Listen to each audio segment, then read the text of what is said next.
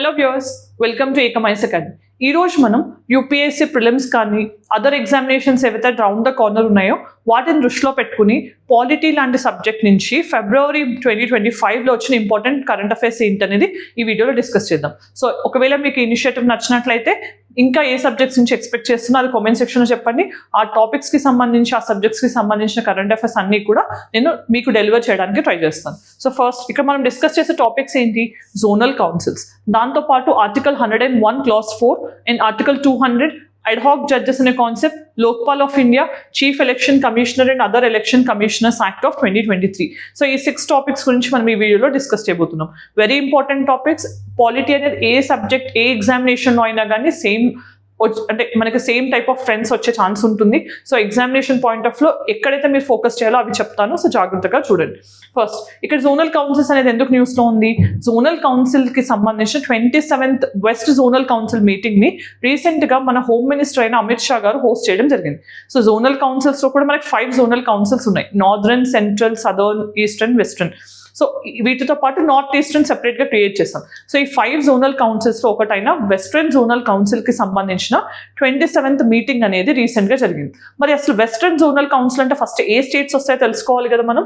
So ఇక్కడ 5 వస్తాయి మనకి: గోవా, గుజరాత్, మహారాష్ట్ర. సో ఈ 3 స్టేట్స్ కాకుండా మనకి Dadra Nagar Haveli along with Daman and Diu. So ఈ 3 స్టేట్స్ అండ్ 2 యూనియన్ టెరిటరీస్ ఇప్పుడు కలిపి ఒకటే చేశారు కాబట్టి ఇవన్నీ కలిపి మనకి వెస్ట్రన్ జోనల్ కౌన్సిల్లో మెంబర్స్గా ఉన్నాయి. మరి ఇక్కడ జోనల్ కౌన్సిల్స్ అంటే ఏంటి? ఏ టైప్ ఆఫ్ బాడీ? ఇవి statutory bodies. These are non constitutional bodies. Statutory bodies అంటే ఏంటి? చట్టబద్ధ సంస్థలు. మనకి జనరల్గా ఏ యాక్ట్ కింద ఎస్టాబ్లిష్ అయినాయి? స్టేట్ రీఆర్గనైజేషన్ యాక్ట్ ఆఫ్ 1956 ద్వారా వీటిని ఎస్టాబ్లిష్ చేసుకోవడం జరిగింది. మరి అసలు జోనల్ కౌన్సిల్స్ ఎందుకు క్రియేట్ చేశారు? కంట్రీని మొత్తం కూడా డిఫరెంట్ జోన్స్ లాగా మనం డివైడ్ చేసి ఆ పర్టికులర్ జోన్ అన్నప్పుడు మనకి ఆ స్టేట్స్ మధ్యలో ఉన్న డిస్ప్యూట్స్ని సాల్వ్ చేయడానికైనా, లేకపోతే సెంటర్కి స్టేట్స్కి మధ్యలో ఉన్న డిస్ప్యూట్స్ని సాల్వ్ చేసుకోవడానికైనా దీన్ని ఒక ప్లాట్ఫామ్గా, కోఆపరేటివ్ ఫెడరలిజంని ప్రమోట్ చేయడానికి ఒక ప్లాట్ఫామ్గా క్రియేట్ చేయడం జరిగింది. రైట్. సో నెక్స్ట్ మనకి కంపోజిషన్ పాయింట్ ఆఫ్ లో చూస్తే మనకు చైర్మన్గా ఎవరు ఉంటారు? Ministry of home affairs. So మనకి ఎవరైతే యూనియన్ హోమ్ మినిస్టర్ ఉంటారో ఆయన మనకి చైర్మన్గా ఉంటారు. ఆయనతో పాటు వైస్ చైర్మన్గా ఎవరు ఉంటారు? ఒక చీఫ్ మినిస్టర్ మనకి 1 year పాటు వైస్ చైర్మన్గా ఉంటారు ఆన్ రొటేషన్ బేసిస్. మరి వాళ్ళు కాకుండా మనకి 2 యూనియన్ మినిస్టర్స్ ఉంటారు. సో 2 యూనియన్ మినిస్టర్స్ నామినేట్ అయిన వాళ్ళు ఉంటారు. వాళ్ళతో పాటు గవర్నర్, ఒకవేళ ప్రెసిడెంట్ రూల్ అలాంటివి ఇంపోజ్ చేసిన చోట స్టేట్ గవర్నర్ కానీ, యూనియన్ టెరిటరీస్ అయితే రిప్రజెంటేటివ్స్ కానీ, లెఫ్టినెంట్ గవర్నర్స్ కానీ, కొన్నిసార్లు ప్లానింగ్ కమిషన్ ఆఫ్ నీతి ఆయోగ్ నుంచి కంపోజిషన్ కూడా ఉంది. ఇలాంటివన్నీ కూడా మనకి జోనల్ కౌన్సిల్స్లో మెంబర్షిప్ని తెలియజేస్తుంది. మన నెక్స్ట్ స్టాండింగ్ కమిటీ అంటే ఏంటి? సో జోనల్ కౌన్సిల్ అనేది మెయిన్ కమిటీ అనుకుంటే, స్టాండింగ్ కమిటీ అనేది ఒక సెక్రటేరియల్ అసిస్టెన్స్ ఇవ్వడానికి ఉన్న కమిటీగా చెప్పొచ్చు. సో మరి స్టాండింగ్ కమిటీలో ఎవరు ఉంటారు?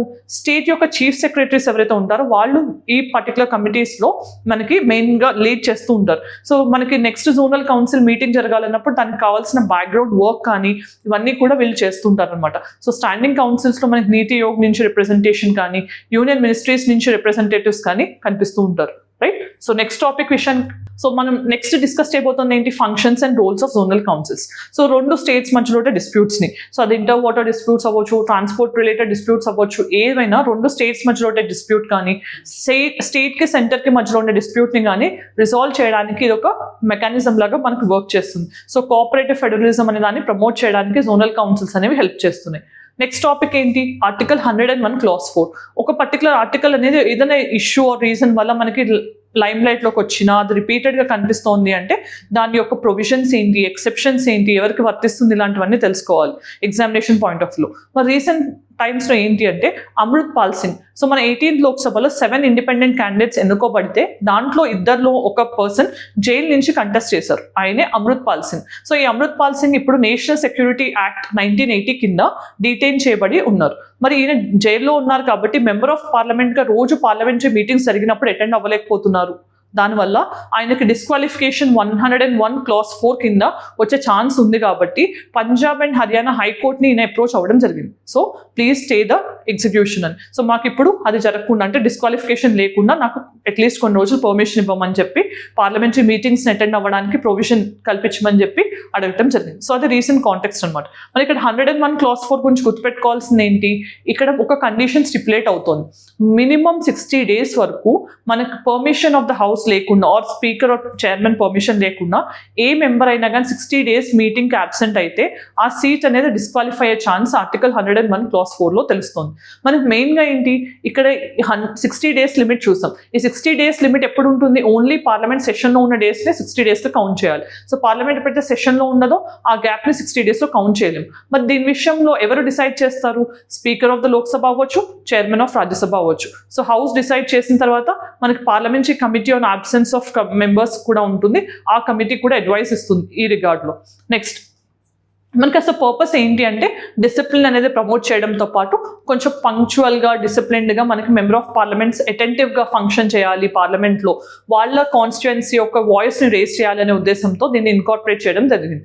నెక్స్ట్ ఎక్సెప్షన్స్ ఏంటి, ఒకవేళ జెన్యూన్ రీజన్స్ ఉంది లైక్ హెల్త్ బాగోకపోయినా ఇంకేదైనా రీజన్స్ వల్ల అన్అవాయిడబుల్ సర్కమ్స్టాన్సెస్లో కానీ వాళ్ళు అబ్సెంట్ అయితే వాటిని ఎక్సెప్షన్స్గా చెప్పొచ్చు. కానీ వాళ్ళ వ్యాలిడ్ రీజన్ని ఫస్ట్ కమ్యూనికేట్ చేసి ఆ పర్మిషన్ హౌస్ నుంచి ఎప్పుడైతే తీసుకుంటారో పర్మిషన్ తీసుకున్న తర్వాత వాళ్ళు 60 days కాదు 90 days అబ్సెంట్ అయినా కూడా అప్పుడు ఈ డిస్క్వాలిఫికేషన్ అనేది వర్తించదు. రైట్, ఇవి తెలుసుకోవాలి.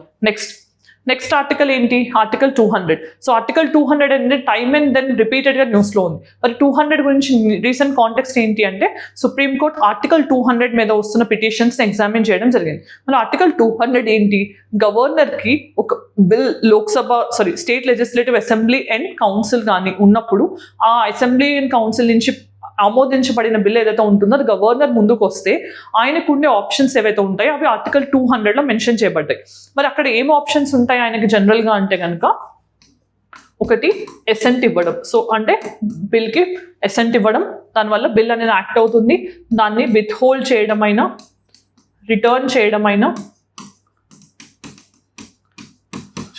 And reserving the bill for presidential concern కోసం రిజర్వ్ చేయడమైనా చేయొచ్చు. ఓకే, రిటర్నింగ్ చేయడం అంటే ఏంటి, రీకన్సిడర్ చేయమని చెప్పి పంపించవచ్చు. మరి ఒకవేళ రీకన్సిడర్ చేసి మళ్ళీ బిల్లు పంపిస్తే అప్పుడు ప్రెసిడెంట్ అయితే కనుక ఖచ్చితంగా ఆమోదించాల్సి ఉంటుంది. అలా 42nd అమెండ్మెంట్ చేయడం జరిగింది. నెక్స్ట్ మరి ఇక్కడ ఒకవేళ బిల్ అనేది ప్రెసిడెంట్కి కన్సర్న్ కోసం రిజర్వ్ చేసి ఉంటే కనుక అప్పుడు ప్రెసిడెంట్కి టైం లిమిట్ అనేది మెన్షన్ చేయలేదు. సో ప్రెసిడెంట్ అక్కడ ఏం చేయొచ్చు, ఎసెంట్ ఇవ్వచ్చు లేదా మళ్ళీ రిటర్న్ చేయొచ్చు రీకన్సిడరేషన్ కోసం, లేదా అలా రిజర్వ్ చేసింది విత్ హోల్డ్ కూడా పెట్టవచ్చు. సో ఇలా మనకి గవర్నర్కి ప్రెసిడెంట్కి ఉన్న ఆప్షన్స్ తెలుస్తున్నాయి. మరి ఇక్కడ సిగ్నిఫికెన్స్ ఏంటి, సో ఇది ఒక చెక్స్ అండ్ బ్యాలెన్సెస్ లాగా ఉండడానికి కాన్స్టిట్యూషన్లో మెన్షన్ చేయబడింది. అలానే హేస్టీ లెజిస్లేషన్స్ ఏవైతే స్టేట్ పాస్ చేస్తుందో వాటిని కౌంటర్ చేయడానికి గవర్నర్ని ఒక ఇన్స్ట్రుమెంట్గా మన కాన్స్టిట్యూషన్ చూడటం జరుగుతోంది. అలానే కొన్ని సార్లు ఏదైనా మనకి డెట్రిమెంటల్ టు ద కాన్స్టిట్యూషన్ అనేది చేస్తే కనుక వాటిని ఆపడానికి కూడా national interest point of view కానీ ఇలాంటి వాటిలో గవర్నర్కి కొన్ని అధికారాలు కల్పించడం జరిగింది. Right, next one. So UPSC prelims 2025 రాయాలనుకున్న ఆస్పిరెంట్స్ అందరికీ ఏకమైఎస్ అకాడమీలో 17 March నుంచి ఇంటెన్సివ్ రివిజన్ ప్రోగ్రామ్ స్టార్ట్ అవుతుంది. ఈ ప్రోగ్రాంలో 125 hours ఆఫ్ లెక్చర్స్లో మీకు స్టాటిక్ అండ్ కరెంట్ అఫైర్స్ని ఇంటర్లింక్ చేస్తూ ప్రీవియస్ పేపర్స్ని అనలైజ్ చేస్తూ మీకు అన్ని సబ్జెక్ట్స్ని డీల్ చేయబోతున్నారు. సో ఈ సబ్జెక్ట్స్ అన్నీ కూడా రెస్పెక్టివ్ సబ్జెక్ట్ ఎక్స్పర్ట్స్ డీల్ చేస్తారు. ఈ ప్రోగ్రామ్కి సంబంధించిన మొత్తం డీటెయిల్ షెడ్యూల్ కావాలి అని అంటే ఈ QR కోడ్ని స్కాన్ చేయొచ్చు. సో ఈ ప్రోగ్రామ్ మొత్తం కూడా 2999కే లభిస్తుంది. ఈ ప్రోగ్రామ్ అవైల్ అయిన వాళ్ళకి మనకి టెస్ట్ సిరీస్ కూడా 999కే లభిస్తుంది. సో ఇంకా ఏదైనా ఫర్దర్ డీటెయిల్స్ కోసం ఈ నెంబర్కి కాంటాక్ట్ చేయొచ్చు. రైట్, మరి ఇప్పుడు మనం డిస్కస్ చేస్తున్న ఆర్టికల్ ఏంటి, అడ్హాక్ జడ్జెస్ అనేది ఎందుకు న్యూస్లో ఉంది అంటే చాలా ఏళ్ల తర్వాత మనకి అడ్హాక్ జడ్జెస్ని అపాయింట్ చేసుకోవడానికి సుప్రీంకోర్టు పర్మిషన్ ఇవ్వడం జరిగింది. మరి సుప్రీంకోర్టు అసలు ఎందుకు పర్మిషన్ ఇచ్చింది అని అంటే బ్యాక్లాగ్ ఆఫ్ ద కేసెస్ అనేవి హైకోర్టులో ఎక్కువగా ఉన్నాయని గుర్తించి రిటైర్డ్ జడ్జెస్ ఎవరైతే ఉంటారో వాళ్ళని అడ్హాక్ జడ్జెస్కి అపాయింట్ చేసుకోవచ్చు ఫర్ ద టైం బీయింగ్ అని మనకి పర్మిషన్ ఇవ్వడం జరిగింది. సో మరి ఈ పర్మిషన్కి సంబంధించిన ఫర్దర్ ఇన్ఫర్మేషన్ తెలుసుకుందాం. అసలు కండిషన్స్ ఏంటి, ఒకవేళ అడ్హాక్ జడ్జ్ అవ్వాలంటే ఫస్ట్ కండిషన్ ఏంటి, so retired judges ad hoc judges అవ్వగలరు. So retired judge ad hoc judge అయినప్పుడు కొన్ని కండిషన్స్ ఉంటాయి. అది కండిషన్స్ ఏంటి, ఆయన ఓన్లీ క్రిమినల్ అపీల్స్ని మాత్రమే హియర్ చేయగలరు. Right, very important point. ఇలాంటివి ఎగ్జామినేషన్ పాయింట్ ఆఫ్ వ్యూ అడిగే ఛాన్స్ ఉంటుంది. ఓన్లీ క్రిమినల్ అపీల్స్ని మాత్రమే హియర్ చేయొచ్చు.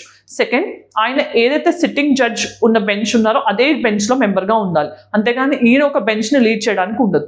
అలానే 10% ఆఫ్ ద కేసెస్ బ్యాక్లాగ్గా ఉన్నప్పుడు మాత్రమే హైకోర్టులో మనం దాని మినిమం 20% కేసెస్ బ్యాక్లాగ్ ఉన్నప్పుడు ఆర్ 10% సీట్స్ జడ్జెస్ సీట్స్ వేకెంట్గా ఉన్నప్పుడు మాత్రమే అడ్హాక్ జడ్జెస్ని అపాయింట్ చేసుకోవచ్చు అని తెలుస్తోంది 224A కింద, రైట్, ఆర్టికల్ అది. దెన్ దాంతోపాటు మనం మెయిన్గా గుర్తుపెట్టుకోవాల్సింది ఏంటి, ఇక్కడ ఎవరైతే అపాయింట్ అవుతారో ఆయనకి ఫుల్ సాలరీ కానీ అలవెన్సెస్ కానీ పవర్స్ కానీ అన్నీ కూడా నార్మల్ హైకోర్టు జడ్జ్కి ఉన్నట్టే ఉంటాయి. మరి ఇవన్నీ జరగాలంటే ఏంటి, first chief justice of the high court అనే వాళ్ళు ప్రాసెస్ని ఇనిషియేట్ చేయాలి. సో మన ప్రాసెస్ ఎలా జరుగుతుంది, chief justice of the state high court, okay, so ఆయన కొన్ని నేమ్స్ని ప్రపోజ్ చేస్తారు, ఆయన దగ్గర కొన్ని నేమ్స్ పెట్టుకుంటారు, మాక్సిమం 2-3 మెంబర్స్ని మాత్రమే మనం అపాయింట్ చేసుకోవచ్చు ఒకసారి, అండ్ అది కూడా 2-3 ఇయర్ టర్మ్ వరకే అపాయింట్ చేసుకోవచ్చు. ఈ లోపు కొత్తగా మనం ఫిల్ చేసుకోవాల్సి ఉంటుంది. So chief justice of the high court ఎవరికి పంపిస్తారు, స్టేట్ యొక్క చీఫ్ మినిస్టర్కి పంపిస్తారు కొన్ని నేమ్స్ని. స్టేట్ చీఫ్ మినిస్టర్ గవర్నర్కి పంపిస్తారు. So governor ministry of law and జస్టిస్కి పంపిస్తారు. So ministry of law and justice దాన్ని ఎగ్జామిన్ చేసి గవర్నమెంట్ నుంచి ప్రెసిడెంట్ ఆఫ్ ఇండియాకి పంపించడం జరుగుతుంది. సో ప్రెసిడెంట్ ఆఫ్ ఇండియాకి గవర్నమెంట్ ఆఫ్ ఇండియా అడ్వైస్ చేస్తుంది. అడ్వైస్ చేసినప్పుడు వాళ్ళు ఒకవేళ ఆమోదించమని చెప్తే కనుక ప్రెసిడెంట్ ఆఫ్ ఇండియా అపాయింట్ చేస్తూ నోటిఫికేషన్ ఇవ్వడం జరుగుతుంది. సో అలా మనకి మొత్తం ప్రాసెస్లో అడ్హాక్ జడ్జెస్ వాళ్ళు అపాయింట్ అవుతారు. Next, Lokpal of India. మరి ఇది ఎందుకు న్యూస్లో ఉంది అంటే రీసెంట్ టైమ్స్లో first time Jan 16th Lokpal foundation డేగా సెలబ్రేట్ చేశారు. సో ఫస్ట్ టైం జరిగేది ఏదైనా examination point of view important. మరి ఇక్కడ మనం మెయిన్గా గుర్తుపెట్టుకోవాల్సింది ఏంటి, టైప్ ఆఫ్ బాడీ ఏంటి, లోక్పాల్ అంటే స్టాట్యూటరీ బాడీ, ఇది కాన్స్టిట్యూషనల్ బాడీ కాదు. మరి స్టాట్యూటరీ బాడీ అంటే ఏ యాక్ట్ కింద ఎస్టాబ్లిష్ అయింది, Lokpal and Lokayukta act of 2013 కింద ఎస్టాబ్లిష్ అయింది. మరి ఇక్కడ మ్యాండేట్ ఏంటి అంటే యాంటీ కరప్షన్ ఒంబుడ్స్మెన్గా చెప్పొచ్చు. అంటే మనకి public functionaries like prime minister కానీ, మినిస్టర్స్ కానీ, మెంబర్ ఆఫ్ పార్లమెంట్ కానీ, లేకపోతే గ్రూప్ ABCD ఆఫీసర్స్ ఎవరైతే ఉంటారో వాళ్ళకి సంబంధించిన కరప్షన్ రిలేటెడ్ ఎలిగేషన్స్ని ఎగ్జామిన్ చేయడానికి ఉన్న anti corruption ombudsmen Lokpal. So మన ఈ ఇన్స్టిట్యూషన్ స్వీడన్ నుంచి తీసుకోవడం జరిగింది.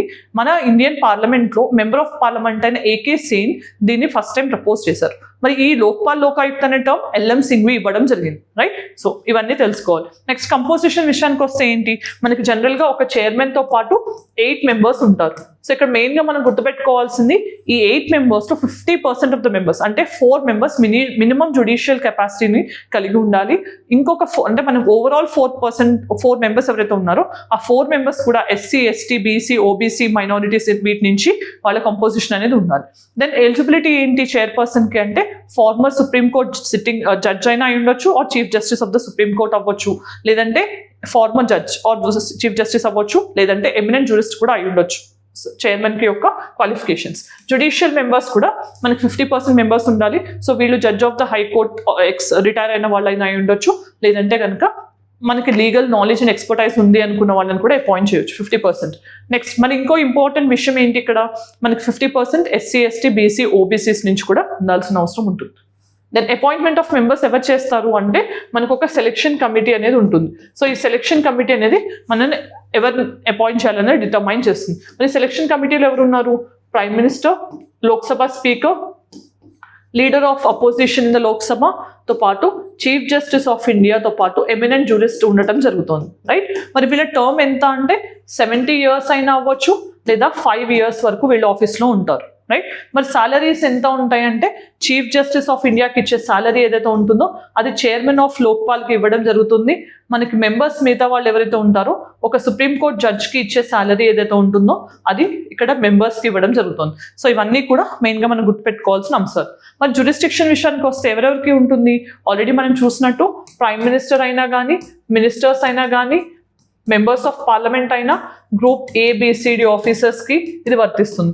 వీళ్ళే కాకుండా ఏదైనా డొనేషన్స్ వల్ల మనకి ఫారిన్ కాంట్రిబ్యూషన్స్ 10 lakhsకి మించి నాన్ గవర్నమెంటల్ ఎంటిటీస్కి కానీ, ప్రైవేట్ ఏజెన్సీస్ కానీ వచ్చినప్పుడు అది కూడా లోక్పాల్ జ్యూరిస్డిక్షన్లోకి వస్తుంది. మరి ఇక్కడ ఎక్సెప్షన్ ఏంటి, ఒకవేళ ప్రైమ్ మినిస్టర్ మీద కరప్షన్ రిలేటెడ్ ఎలిగేషన్స్ వస్తే ఆయన కూడా ఆన్స్టబులే లోక్పాల్కి. కానీ ఎప్పుడైతే కనుక ఆ పర్టికులర్ మ్యాటర్, ఆయన కరప్షన్ రిలేటెడ్ ఎలిగేషన్స్ వచ్చిన మ్యాటర్ ఉంటుందో ఆ మ్యాటర్ అనేది ఇంటర్నేషనల్ రిలేషన్స్ కానీ, డిఫెన్స్ కానీ, అటామిక్ ఎనర్జీ, నేషనల్ సెక్యూరిటీకి సంబంధించింది అనుకుంటే కనుక దాంట్లో ఎక్సెప్షన్ ఇచ్చే ఛాన్స్ ఉంటుంది అనమాట, రైట్. నెక్స్ట్, సో మనకి chief election commissioner and election commissioner appointment act of 2023 ఇది న్యూస్లో ఉంది. ఇది న్యూస్లో ఉండడానికి రీజన్ ఏంటి? రీసెంట్ టైమ్స్లో సుప్రీం కోర్ట్ ఈ పర్టికులర్ యాక్ట్ని కాన్స్టిట్యూషనల్ వ్యాలిడిటీని చెక్ చేస్తాము అని చెప్పడం జరిగింది. సో కొంతమంది ఈ యాక్ట్ని ఛాలెంజ్ చేశారు. సో దానికి సంబంధించిన కాన్స్టిట్యూషనల్ వ్యాలిడిటీ మేము చెక్ చేస్తాము అని సుప్రీం కోర్ట్ చెప్పడం జరిగింది. మరి ఇక్కడ మెయిన్ ఫీచర్స్ ఏంటి? ఈ యాక్ట్ తీసుకొచ్చింది ఎందుకు? అపాయింట్మెంట్ చేయడానికి. ఏ పర్టికులర్ పోస్ట్లకి?